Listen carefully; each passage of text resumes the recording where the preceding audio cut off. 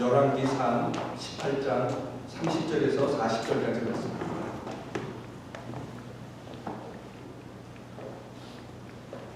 열왕기상 18장 30절에서 40절까지 말씀 우리 찾으시면 한 절씩 읽겠습니다. 엘리야가 모든 백성을 향하여 이르되 내게로 가까이 오라. 백성이 다 그에게 가까이 가매 그가 무너진 여호와의 제단을 수축하되 야곱의 아들들의 지파의 수요를 따라 엘리야가 돌 12개를 취하니 이 야곱은 옛적에 여호와의 말씀이 임하여 이르시기를 내 이름을 이스라엘이라 하리라 하신 자도다. 그가 여호와의 이름을 의지하여 그 돌로 제단을 쌓고 제단을 돌아가며 옥십종자 등수야를 둘만한 도랑을 만들고 또 나무를 버리고 송아지의 각을 떠서 나무 위에 놓고 이르되 통 넷에 물을 채워다가 번제물과 나무 위에 부으라. 또 이르되 다시 그리하라 하여 다시 그리하니 또 이르되 세 번째로 그리하라 하여 세 번째로 그리하니 우리 제단으로 들을 흐르고 도랑에도 물이 가득 찼더라. 저녁 소재 드릴 때 이르러 선지자 엘리야가 나아가서 말하되 아브라함과 이삭과 이스라엘의 하나님 여호와여 주께서 이스라엘 중에서 하나님이신 것과 내가 주의 종인 것과 내가 주의 말씀대로 이 모든 일을 행할 것을 오늘 알게 하소서. 여호와여 내게 응답하소서. 내게 응답하소서. 이 백성에게 주 여호와는 하나님이신 것과 주는 그들의 마음을 돌이키심을 알게 하옵소서 하며 이에 여호와의 불이 내려서 번제물과 나무와 돌과 흙을 태우고 또 도랑의 물을 핥은지라.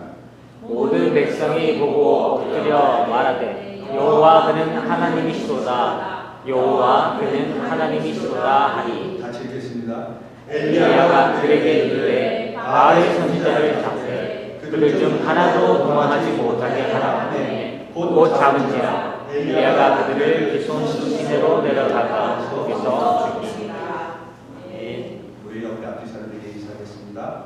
주님의 이름으로 축복합니다. 주님의 이름으로 축복합니다. 축복합니다. 주님의 이름으로 축복합니다. 축복합니다. 네, 제가 오늘 여러분과 말씀의 제목은 힘들수록 기본으로 돌아가자 하는 말씀입니다. 예전에 이 백종원 씨가 진행하는 프로가 있었죠. 또 백종원이라고 생각하실 수 있지만 하여튼 거기에 나오는 그 냉면집이 하나 있어요. 그 냉면집이 거의 문을 닫게 되었어요.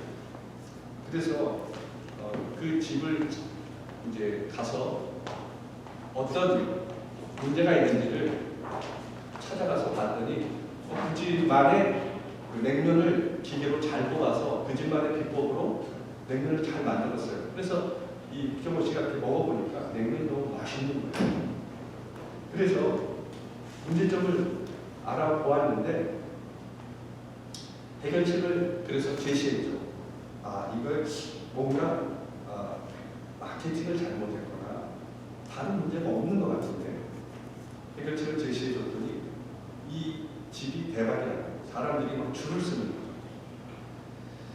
그런데 얼마 되지 않아서 이 시청자 게시판에 글이 올라온 거예요. 맛이 변했다는 거예요. 옛날 그 맛이 아니라는 거예요.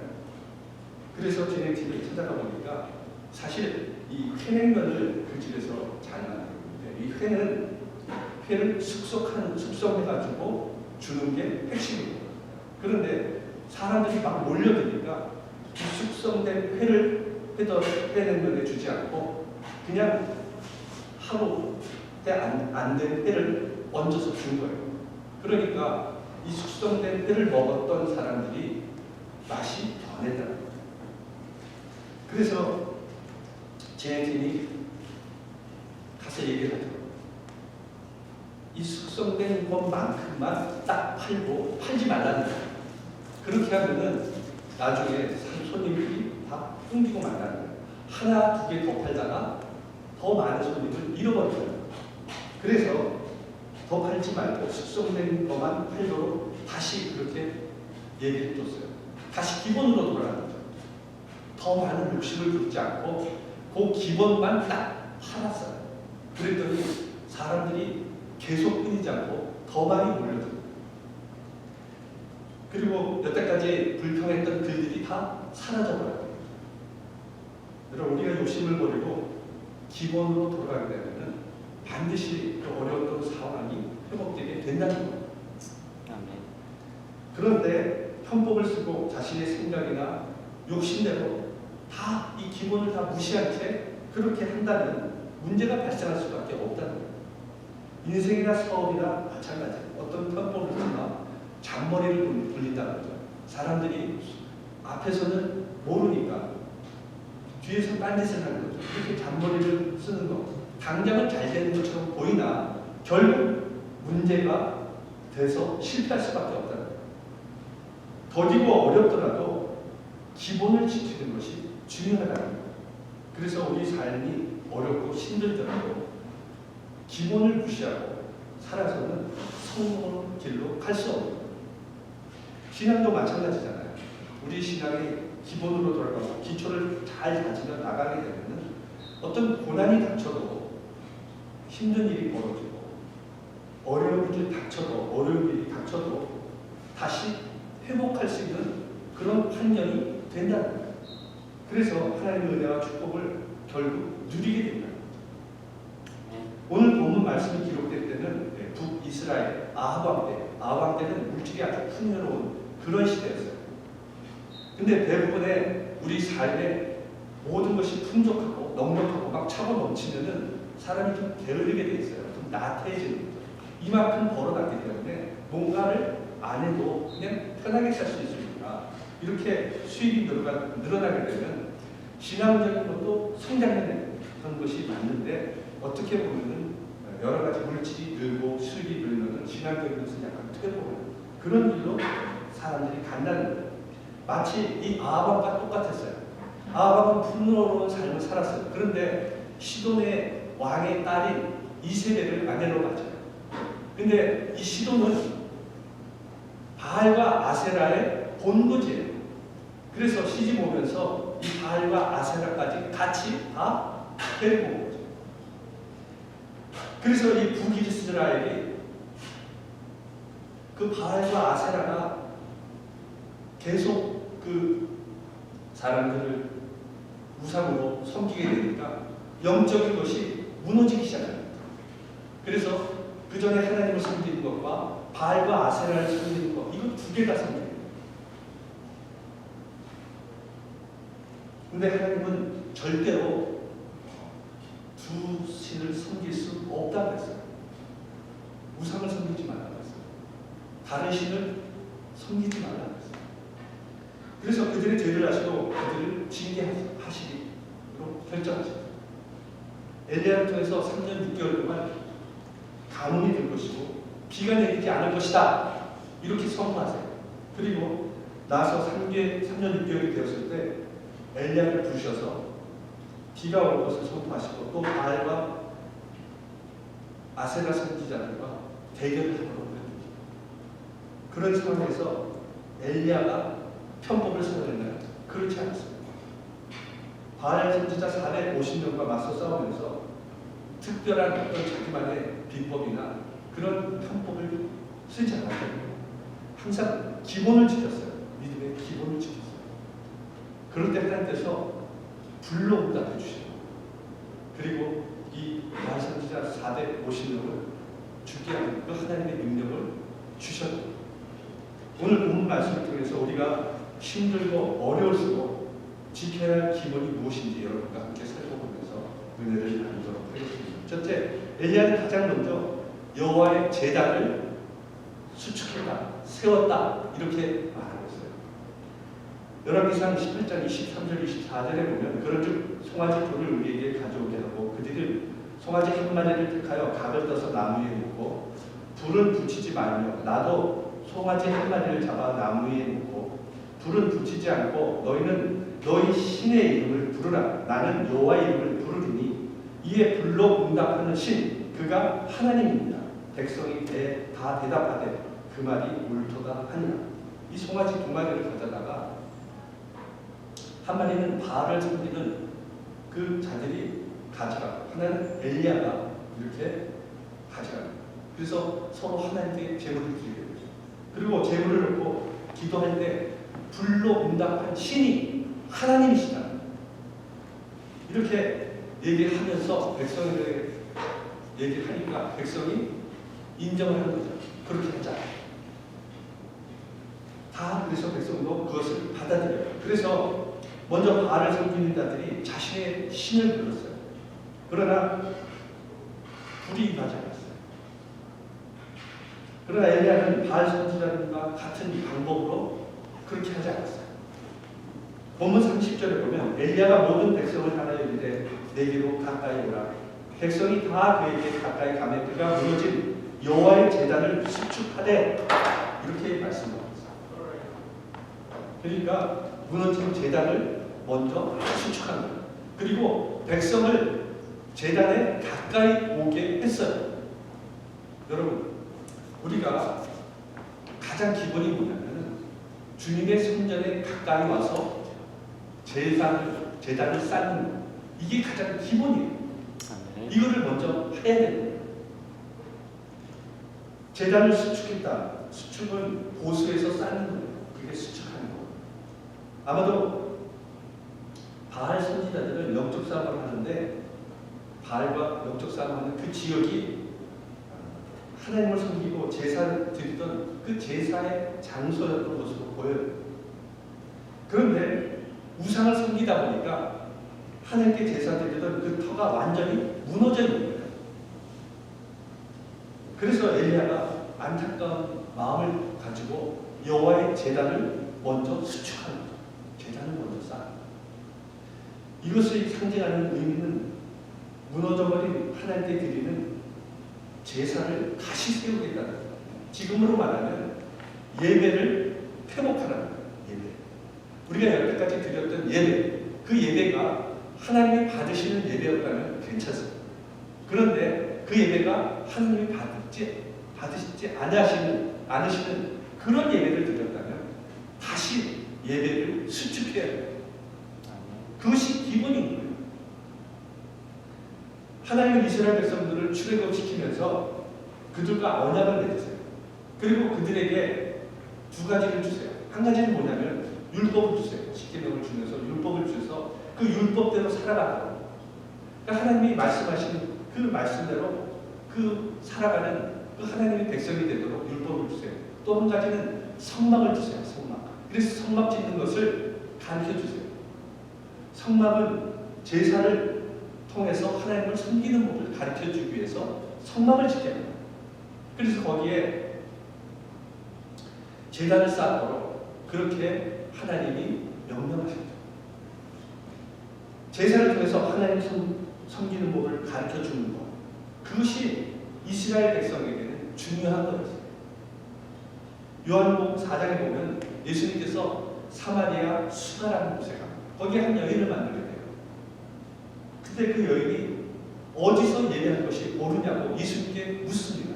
그러자 예수님께서 장소의 문제가 아니라 영과 진리로 예배를 드리라는 거예요.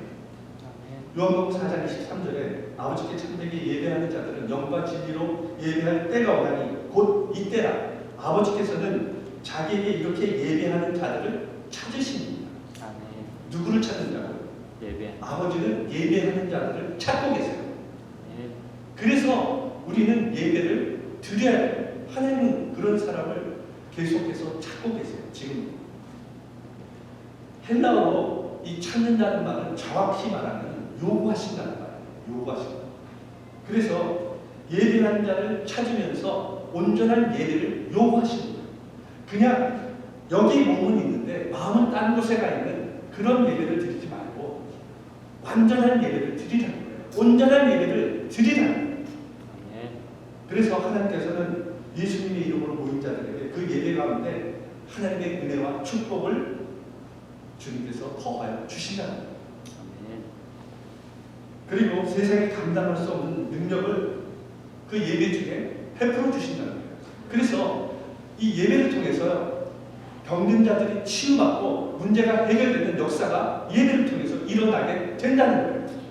제가 한국에서 불치병 걸렸던 청년이 있었어요. 근데 얘가 어느 날 병이 나았다는 거예요. 그 예배를 드리는데 몸이 너무 아프대요. 뜨겁대요. 그래서 병원에 가서 물어봤더니 그 불치병이 나았어요. 예배를 드리는 중에 하나님이 고쳐주신 거예요. 아멘. 그래서 예배를 전심으로 드리라는 거예요. 하나님을 만날 때 우리의 마음이 다 변화되게 돼 있어요. 우리의 병든 몸이 치료되게 돼 있어요. 우리의 문제가 해결받게 되어 있습니다. 네. 그래서 여러분 우리 스스로 그 예배를 드리기 위해서 노력하셔야 돼요. 전심으로 드려야 돼요. 우리가 몸과 마음과 뜻을 다해서 예배를 드리셔야 돼요. 하나님이 받으시는 예배, 그 기뻐하시는 예배를 드리셔야 돼요. 아멘. 음식이 여러분 맛있다고 소문나는 곳에 가면은 사람들이 줄을 서 있어요. 맛집이죠, 맛집.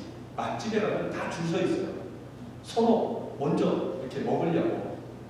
그래서 이 맛집에서 음식을 먹고 나는 사람들은 다 뭐 거기에 댓글을 달잖아요. 맛있다, 최고다.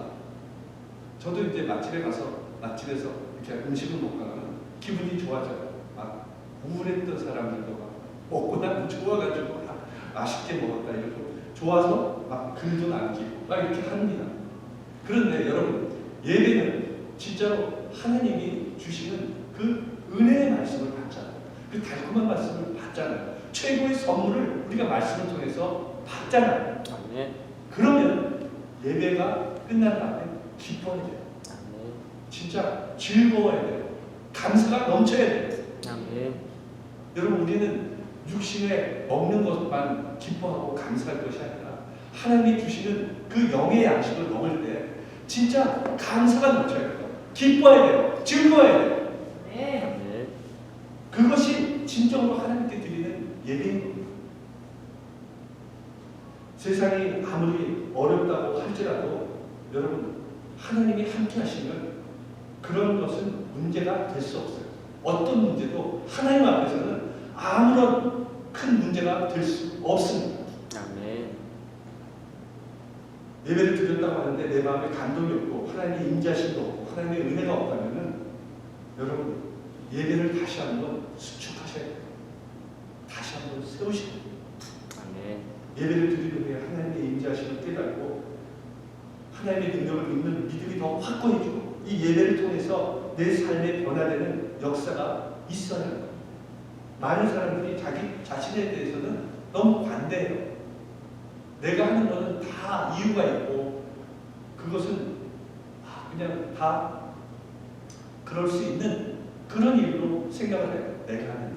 그런데 다른 사람이 하는 것 철저하게 비판하죠. 저 사람은 어떻게 했어요? 이렇게 그 사람의 행동이가 말에 대해서 너무 잣대를 들이대는 거예요.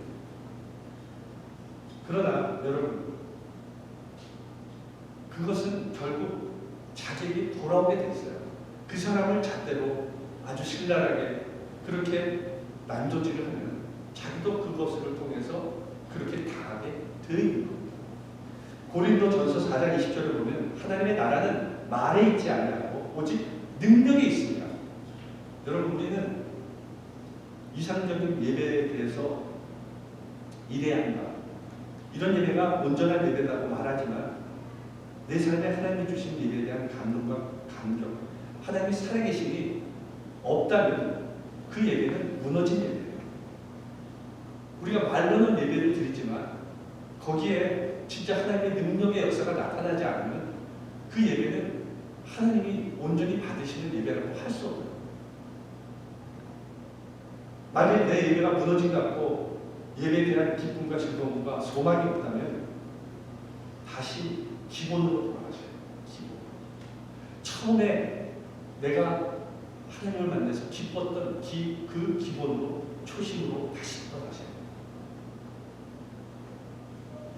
다시 예배 기본으로 돌아가신다면 하나님께서 여러분 삶의 어려움을 이길 수 있는 믿음과 능력을 반드시 베풀어 주실 것입니다. 아멘.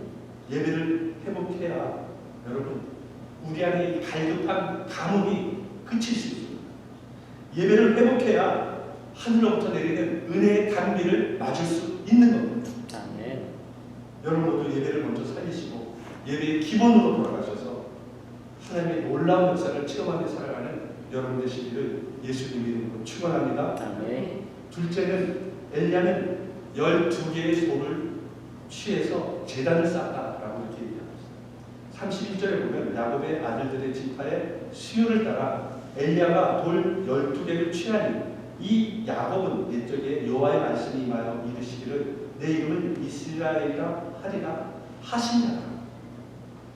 여기서 12개의 돌은 12지파를 상징합니다. 그런데 당시에 이스라엘은 남과 북으로 갈라져 있었어요.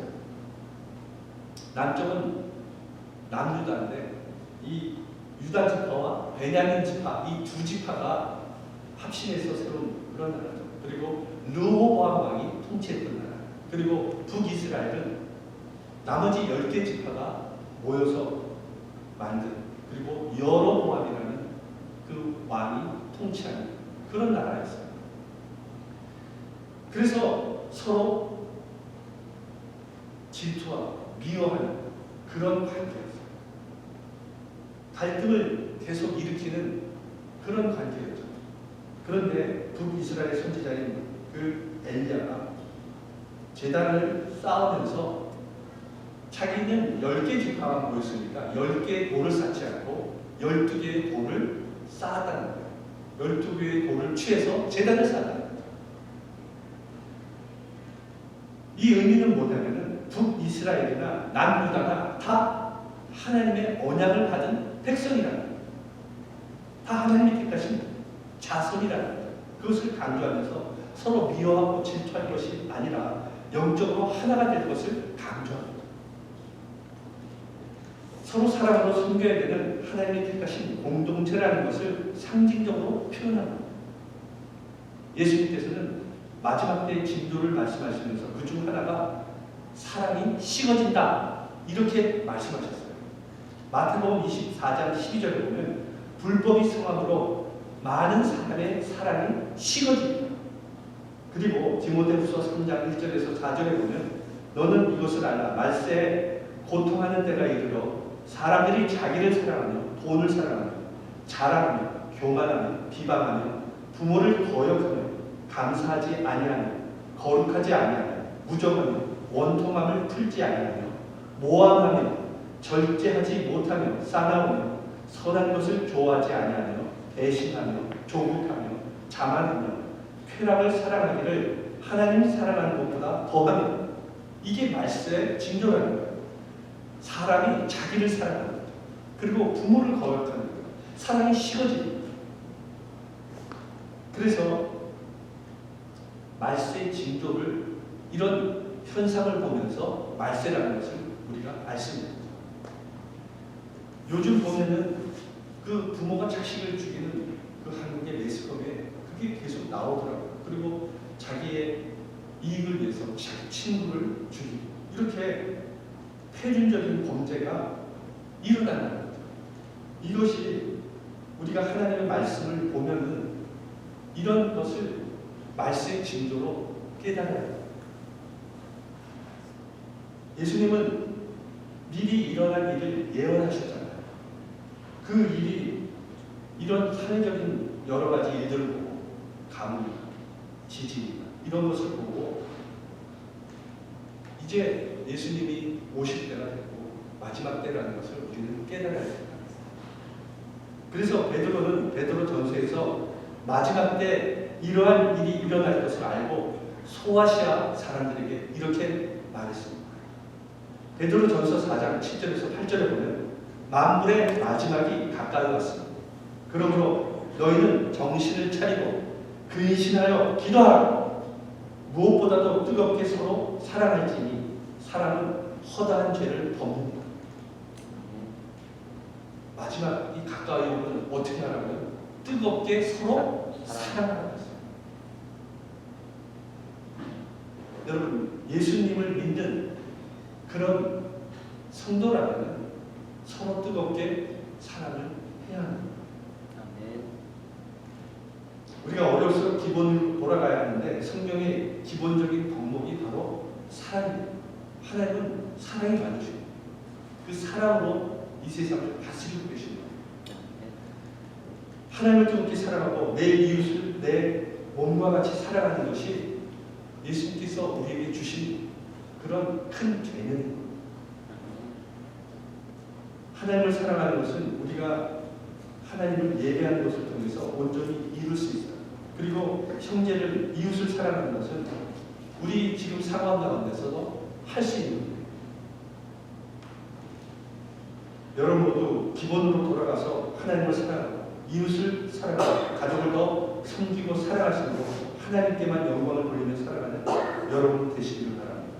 그럴 때 우리가 이 어려움 가운데서도 넉넉히 이기며 살아갈 수 있게 되는 것입니다.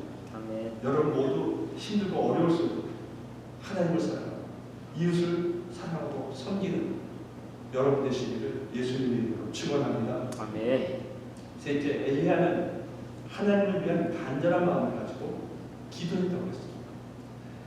본문 36절, 37절에 보면 저녁 소재를 드릴 때 이르러 선지자 엘리야가 나아가서 말하되 아브라함과 이삭과 이스라엘 하나님 여호와여, 주께서 이스라엘 중에서 하나님이신 것과 내가 주의 종인 것과 내가 주의 말씀대로 이 모든 것을 행하는 것을 오늘 알게 하옵소서. 여호와여, 내게 응답하소서. 내게 응답하소서. 이 백성에게 주 여호와는 하나님이신 것과 주는 그들의 마음을 되돌이키심을 알게 하옵소서 하며, 여기서 이 말씀은 엘리야의 기도인 거예요. 엘리야가 하나님 앞에 기도하는 것이 이 말씀입니다. 어떻게 생각하면 엘리야가 이렇게 길게 기도할 필요가 없었어요. 그냥 제목을 놓고 하나님 응답해 주십시오. 이렇게 그 기도 제목만 놓고 지금 대결하는데 하나님 놀라운 역사를 베풀어줘서 응답해 주시기를 원합니다. 이렇게 간단하게 기도해도 돼요. 그런데 엘리야는 그렇게 기도하지 않았어요. 우리가 여기서 살펴보아야 할 것이 엘리야가 어떻게 기도하는가, 기도의 내용에 관심을 가져야 돼요. 거기에 집중해야 돼요. 우리가 기도를 할 때 보통 이 선지자나 많은 사도나 이런 사람들이 기도할 때 응답받는 그 비결이 뭔가, 그 기도를 어떻게 해야 하는가를 우리는 새겨들어야 돼요. 새겨봐야 돼요. 기도의 핵심이 뭐냐면 하나님께서 불러 응답해 주셔서 하나님이 이스라엘 민족이 하나님인 것과 내가 하나님의 종으로서 하나님께서 나에게 맡겨주신 일을 행하는 이것을 사람들이 알게 해달라고 기도했어요. 만약 엘리야가 기도하고 나서 불러 하나님께 바로 응답을 해주시고 그냥 불러 응답만 해주세요, 이렇게 기도하고 불러 응답을 해주시면은 사람들이 누구에게 집중할까요? 하나님께 집중할까요? 엘리야에게 집중할까요? 엘리야에게 집중합니다. 왜? 하나님은 눈에 보이지 않거든요. 근데 불러 역사해달라고 기도할 때 불러 역사하면 엘리야가 대단한 능력의 사람으로 사람들이 엘리야를 집중하게 돼 있어요. 그런데 엘리야는 그것을 원치 않았어요. 하나님이 모든 것을 하시는 분이라는 거예요. 그렇게 기도했어요. 이건 내가 한 게 아니라는 거예요. 하나님이 되셔서 하나님이시기 때문에 이것을 하실 수 있는 분은 하나님이라는 거예요. 그래서 엘리야는 하나님의 영광을 가로채지 않았어요. 그렇게 먼저 기도했어요. 하나님이 되심을 이 백성이 알게 하옵소서. 이렇게 기도했어요. 일을 행하시는 분은 내가 아니라 하나님이십니다. 그 기도를 듣는 모든 사람을 이것을 알도록 그렇게 큰 소리로 기도드렸어요. 그래서 그 기도를 하나님이 받으시고 불러 응답해 주십니다. 야고보서 4장 2절 3절에 보면 너희는 욕심을 내어도 얻지 못하여 살인하며 시기하여도 능히 취하지 못함으로 다투고 싸웁니다. 너희가 얻지 못하면 구하지 아니하기 때문이요, 구하여도 받지 못하면 정욕으로 쓰려고 잘못 구하기 때문에.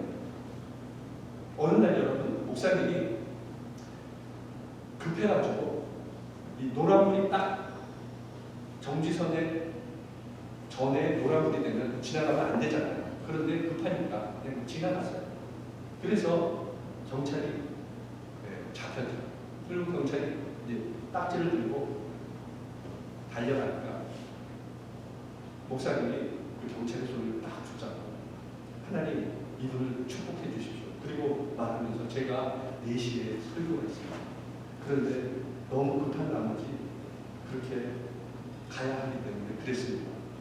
죄송합니다. 그러니까 이 경찰이 별일이 다 있네요. 그럼 그냥 가세요. 이렇게 해줬어요. 그러자 이 목사님이 주일날 가서 그 얘기를 성도들에게 해줬어요. 그랬더니 머리가 아주 빨리 돌아가는 한 성도가 그 얘기를 듣고 자기도 어느 날 가다가 신호 위반을 해서 딱지를 뜨게 된 거예요. 그러니까 옛날에 목사님이 하던 생각이 딱 나는 거예요. 그래서 그 경찰의 손을 딱 붙잡고 하나님 이분을 축복해 주세요. 그리고 회사에 진짜 중요한 회의가 있어서 가려고 그렇게 했습니다. 이렇게 거짓말을 한 거죠.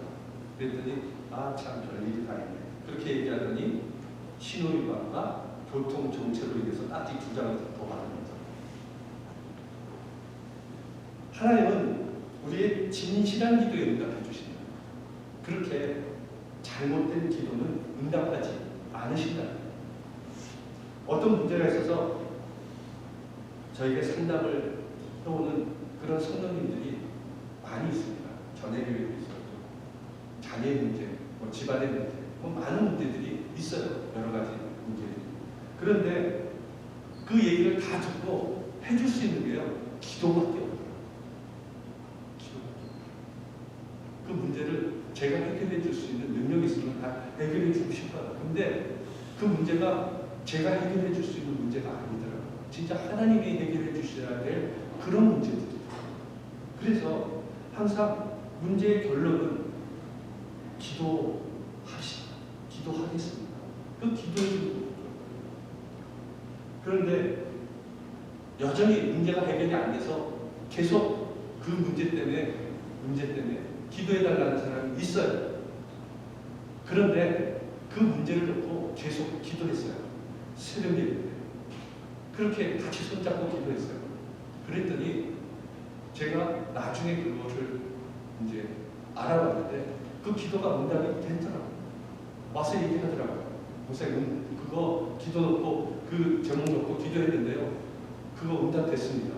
여러분 한 번에서 기도가 응답이 안 되면 계속 기도해야 돼요. 계속 기도할 때 여러분 분명히 하나님이 좋은 길로 인도해 주십니다. 병든 자들을 고쳐 주십니다.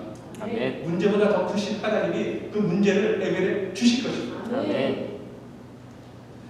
기도에 대해서 빨리 응답받는 분이 있고요. 어떤 분은 열심히 기도했는데 응답이 안 되는 분들도 있어요. 그런데 그 이유가 뭘까요? 첫째는 그 이유가 하나님의 때가 이르지 않았기 때문에. 그리고 두 번째는 그 기도의 내용이 잘못됐기 때문에. 자신의 뜻과 육신대로 구하는 이기적인 기도, 자기 중심적인 기도에 하나님은 빨리 응답하지 않으세요. 문제가 해결되고 병을 고침 받은 후에 그 다음에 무엇을 할 것인가에 대한 사람 기도를 하지 않아요.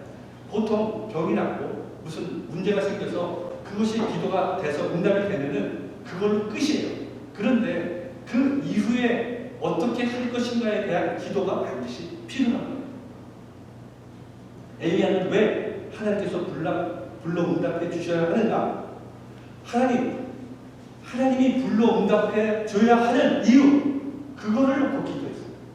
왜 하나님이 이걸 하셔야 되는가?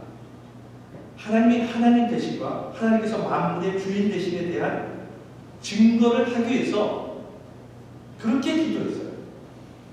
이것을 하는 것은 내가 목표를 맡겨서 그런 것도 아니고 하나님이 이 땅의 주인 되시고 만물의 주인 되심을 내가 증거하기 위해서 하나님 이것을 해주십시오라고 그렇게 기도했어요. 여러분 우리는 마음의 소원이 있을 때 이렇게 기도해야 돼요. 내가 병이 들었는데 고쳐주세요. 내가 물질적인 어려움을 당했는데 도와주세요. 필요를 채워주세요. 단지 그렇게만 기도하지 마시고 하나님께서 제 기도에 응답해 주시면 제가 내 인생의 주인 되시고 만물의 주인 되심을 더욱 믿게 해주시고 그것을 선포하게 하시고 그것을 통해서 많은 영혼들을 구원하는데 사용할 수 있도록 그렇게 해주십시오 라고 기도하면 하나님이 들어주신다는 거예요. 아멘. 그러나 여러분 우리가 때로는 하나님의 능력을 체험하지 못하기 때문에 그것을 하지 못하는 경우가 있어요. 그럴지라도 여러분 우리는 기도를 그렇게 해야 돼요. 그래서 제 기도에 응답해 주시고 제 필요를 채워주십시오. 그렇게 기도함으로써 하나님께서 반드시 기도 가운데 응답해 주신다는 거예요. 우리는 무엇을 먹든지 마시든지 무엇을 하든지 하나님의 영광을 위해서 살아가는 존재입니다. 왜 우리가 복을 받아야 될까요? 하나님께 왜 우리가 복을 달라고 그렇게 기도해야 될까요? 나의 삶의 기쁨과 만족을 위해서 그렇습니까? 그것이 아니잖아요. 내가 축복받고 은혜를 받아서 더욱 주님의 일에 힘쓰고 나를 통해서 하나님의 영광이 임했음을 증거하기 위해서 그것을 통해서 복음을 전하기 위해서 그래서 내가 축복받고 은혜를 받아야 하는 것으로 하나님께 기도해야 된다. 내가 좋은 집에 살고 좋은 직장에서 좋은 차를 타고 다니면서 다른 사람에게 나를 과시하고 나를 자랑하기 위해서 하나님의 축복을 받는 것이 아니라 내가 좋은 차를 타고 좋은 집에 살면서 주님의 일에 더욱 힘쓰며 그것을 통해서 하나님께 영광을 돌리고 많은 사람에게 하나님께서 일하고 계심을 증거하기 위해서 내가 하나님께 축복받아야 한다는 거예요. 그런데 나의 만족만을 위해서 그렇게 기도한다면 그건 진짜 안타까운 일이죠. 예수님을 믿는 사람들은 그래서 생각하면서 살아야 돼요. 생각을 하면서 말하고 행동을 해야 하는 겁니다. TV에서 보면은 가끔 크리스찬 연예인들이 시상식장에서 상을 들으면서 이 모든 영광을 하나님께 돌립니다. 이렇게 얘기를 해요. 근데 그런 연예인 중에서 가끔 술 파티를 벌이고 막 술에 쩔어서 그렇게 나와서 뭐 자기는 뭐 술을 먹었다는 거, 뭐 남편과 술을 했다는 거 이런 얘기를 막 공공하게 TV에 나와서 얘기하시는 분들이 있더라고요. 여러분 하나님의 영광을 위해서 산다고 그러면은 영광을 위해서 산다고 그렇게 말을 쓰면 영광을 위해서 살아야 돼. 말만 영광을 위해서 사는 것이 아니라는 거예요. 그래서 많은 사람들 앞에서 그렇게 하나님께 영광을 올려드린다고 얘기하고 그렇게 살지 않는 것은 결국 하나님을 부끄럽게 만듭니다. 그래서 내가 하나님의 영광을 위해서 살 자신이 없으면 하나님의 영광을 위해서 이것을 바치고 내 삶을 드리겠다 이렇게 선포하면 안 되는 거예요. 우리는 너무 그래서 어떤 면에서는 쉽게 얘기하죠. 말하는 건 상당히 쉽잖아요. 그런데 그것을 지키지 못한다. 여러분 기도도 마찬가지예요. 여러분 모두 힘들고 어려울수록 기본으로 들어가서 하나님이 기뻐하시는 기도의 삶을 살 때 최선을 다해서 그 기도를 지키려고 노력할 때 하나님께서 능력을 주시고 은혜를 베풀어 주십니다. 반드시 하나님께서는 우리가 믿음으로 기도하고 하나님의 영광을 나타내는 기도를 할 때 힘들고 어려움 속에서 우리를 건져내시고 우리의 삶을 시온의 대로가 열리게 해주실 것입니다.